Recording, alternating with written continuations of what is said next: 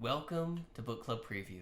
I'm Michael, and today we're looking at The Son of Neptune, Chapter 7, continuing Hazel's story, or from Hazel's viewpoint.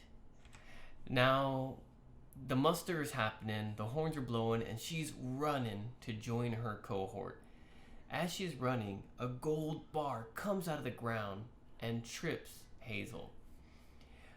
This is a huge gold bar, like this big, and we don't know where it came from, but Hazel said things just come out of the ground and come to her from deep wherever they were. And so eventually they'll sink back into the ground by themselves if Hazel leaves, but she was worried that someone might see this giant bar. And so Hazel uses her power, and the bar comes out of the ground. It melts into a liquid, and then she shapes it into a ring, like a donut, and then shoots it straight back into the ground, which is pretty crazy. Nico D'Angelo's like, whoa, that was crazy. And Nico D'Angelo is pretty powerful, so what impressing him is quite a feat. Well, they're running late, and so they just keep running. Now, when Hazel gets to the armies, all the cohorts are lined up in a row, and Hazel has to run by all 5 of the groups. And so everyone can see her running, being late to get into her position.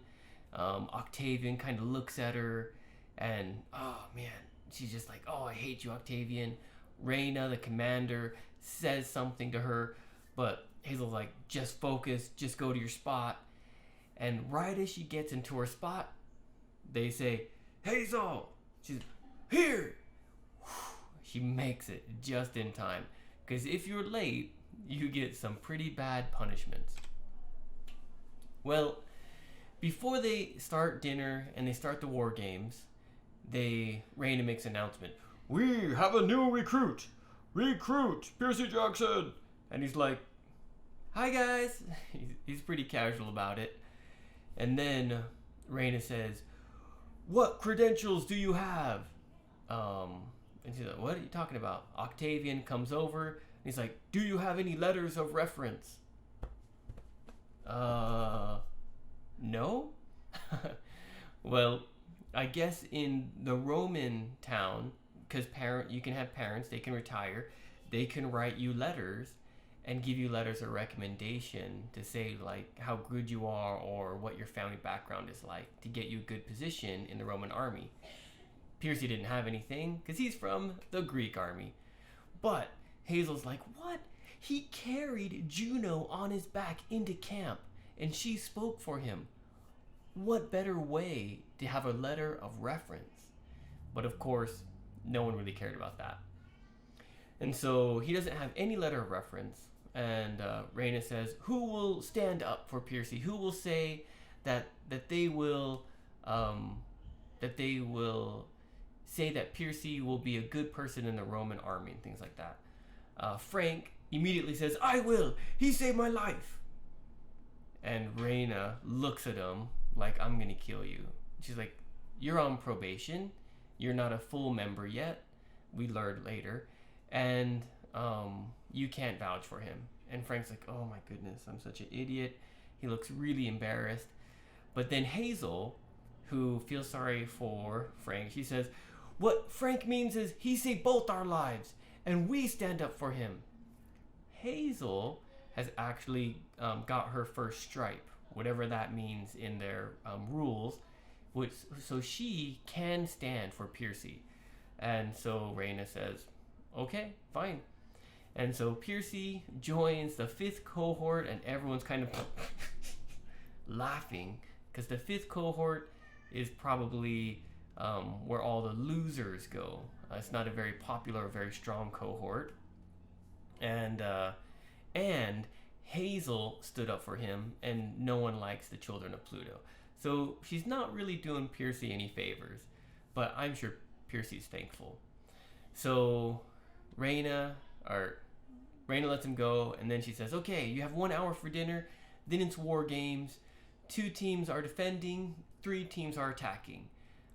Piercy and cohort 5 is on the attacking side. So Piercy joins the 5th cohort. He gets a little, a little slab of, like a rock or something, and it says his name, 5th cohort, and then they go off for dinner, and Piercy says, hey, Reyna, what does it mean that you stand up for me? She's like, oh, that means I'm going to teach you how to do everything, show you how to not dishonor the 5th cohort. And he's like, oh, well, what if I do something that kind of hurts our reputation? She's like, well, then you'll get killed, and so will I. And that is how the chapter ends. Vocabulary. Flicked. Flicked, in this case, she flicked her wrist, is a quick gesture.